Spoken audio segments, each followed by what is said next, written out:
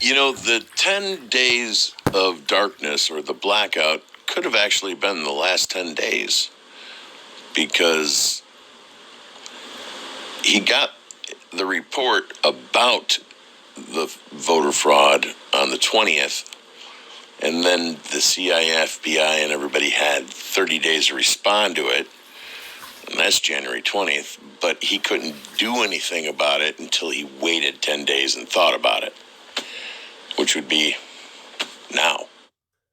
Now, how were Rod Rosenstein and Mike Pence connected? That group, I mean, they're all interconnected in one way or another. That particular group was Rod, VP Pence, Paul Ryan. That was the core of that group.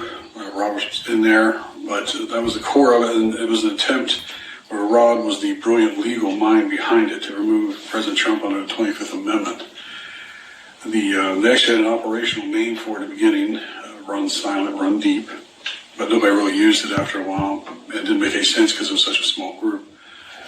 But that's an old movie about somebody being passed over for promotion, which they both felt they were. VP Pence hated President Trump because he had taken his slot as rightful president. He felt that he did.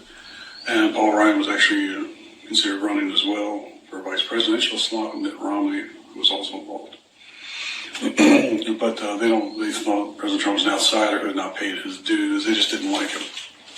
So once VP Pence was in there, once President Trump was elected, and obviously Vice President Pence, I just walked away, and everything became very quiet. That was their mole inside, someone who could run interference, leak certain things, and just keep tabs on the president, manage him. So was this a friendly relationship between Mike Pence and Rosenstein, or was there any kind of leverage being placed on the president or the vice president at the time? There was leverage on Mike Pence because of surveillance from way back in the 2013 range that they had gotten FISA warrants to exploit, and Rod had that. He wanted a vice president slot himself. If they could remove President Trump, Vice President Pence becomes president, and Rod felt that he would be the natural selection for it. Paul Ryan felt differently, as did Mitt Romney, but that was the overall goal. Each one of them vying for the vice presidential slot. Rod thought he was the clear winner because of his legal brilliance and his management of the Mueller investigation and special counsels and things. He would be the one to remove the president, damage him so thoroughly he could be removed, and he deserved it. Do you know what type of leverage would have existed over the vice president? The vice president has had homosexual relations in the past. It's not a problem. Many of them were adults. This was something he had done throughout his time in Congress. When he became governor, he thought that he was free to explore them more. There were two specifically that they had recorded. A gentleman roughly 20 years his junior. They had a fairly steady relationship. There was one about half his age. It was much more sporadic. It's considered because it was more dangerous, harder to get time alone. This person would introduce others. He'd bring people with him. He'd have people waiting when he showed up. And it was that second one that introduced younger and younger people. This is whomever, he's 17, he's really 15. Whomever is 15, he's really 13. And Rod and Roberts, Chief Justice Roberts, a lot of the younger people involved, the ones that were brought as favors, were supplied by Jeffrey Epstein's channels, through his channels, his people.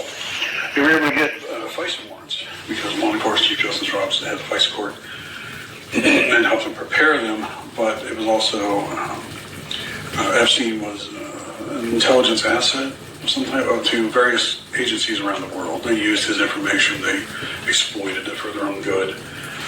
So when he was here, or his people were here, it was easy enough to justify a FISA warrant on them.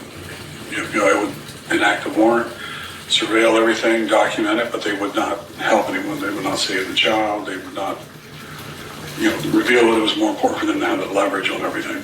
And of course, this is under their own corrupt ideas, but under Rod, his tutelage. And they wanted the leverage. Epstein and Supreme Court Justice Roberts initially would have met, or how that relationship would have developed? I think he met when he was under Bush, not too long after he was appointed. Somewhere along there, just basic meeting powerful people, something like that. He did help him with his adopted children. From what was said there and what was, discussed openly in this little dirty trick squad, the children are not genetically brother and sister, but they're raised that way, so that's more valuable to them. And one, if not both, were originally from Wales, but they were in the Epstein channels and were easily removed from their version of foster care to Ireland, which has much more open adoption type records. And he facilitated this for Robert so he could adopt them both at the same time. There's a little gap, but it was just paperwork. And that was him. Epstein had done that for him. So they had met, they had worked together, and he was doing him favors at some point.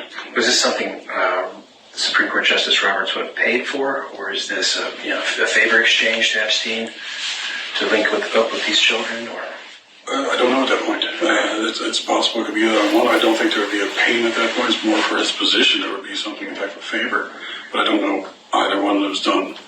He facilitated it. Was there payment? Was it favor? I can't say. Okay. Can you go into any more details on Supreme Court Justice Roberts with these children and the circles that he ran in, as far as you're aware? Children are often used as a commodity, a way to buy yourself into certain inner circles. And these people are all wealthy, they're all powerful, and they don't trust you unless you're as compromised as they are. So you provide children to them. Your children, adopted children, whatever. This is how they trust you. You're as dirty as they are. You cannot be exposed because you can't expose them. They can't expose you. If everybody's just as dirty, you're safe. And I said this is a way for them to buy their way into these inner circles and get access to whatever. The children are the payment and the dirt and the control. Now, who else would we want to talk to, or is there any additional documentation that we could pursue to solidify what you're saying here today? The FBI has copies of the videos from the FISA surveillance. It was discussed, but I can't prove it, that Roberts had a copy. Rod Rosenstein certainly has a copy. Sean Henry of CrowdStrike, who was FBI at the time, he took 2 copies back to FBI with him. So the copies were made, and then it was actually Sean Bridges who encrypted them and gave them the keys.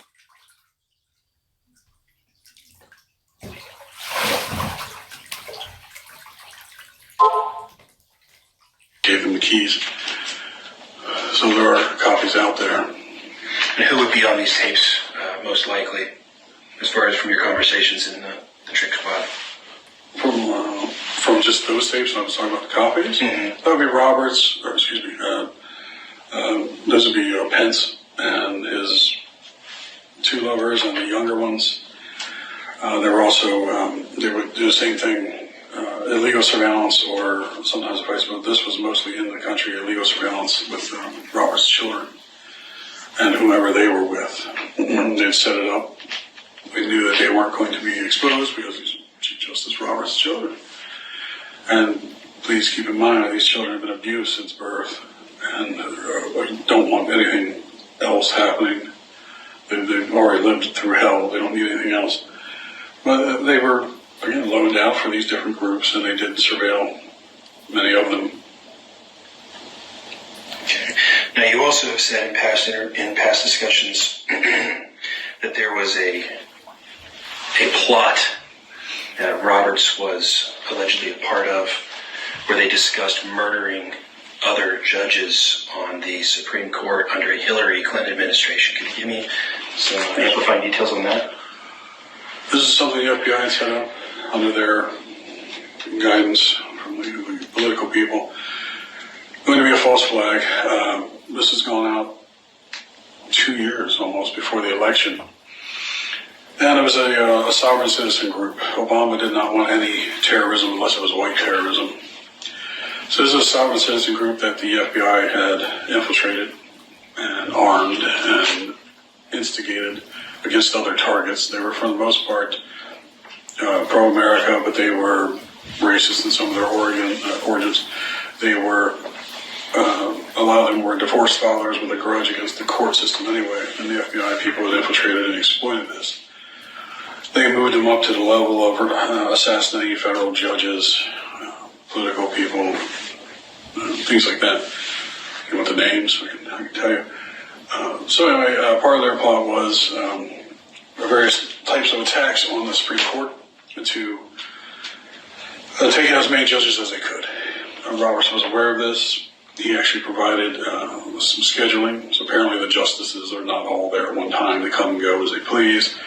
And these three will be working on something, these three. And he provided this to the group so they could finalize their plans. They were very, very close in what they were trying to do. They were given explosives, all types of automatic weapons. They had rocket launchers.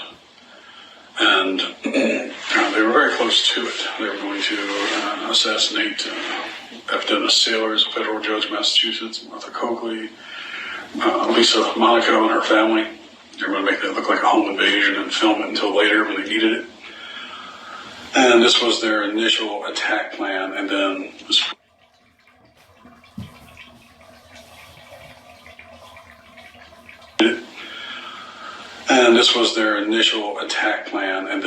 Supreme Court.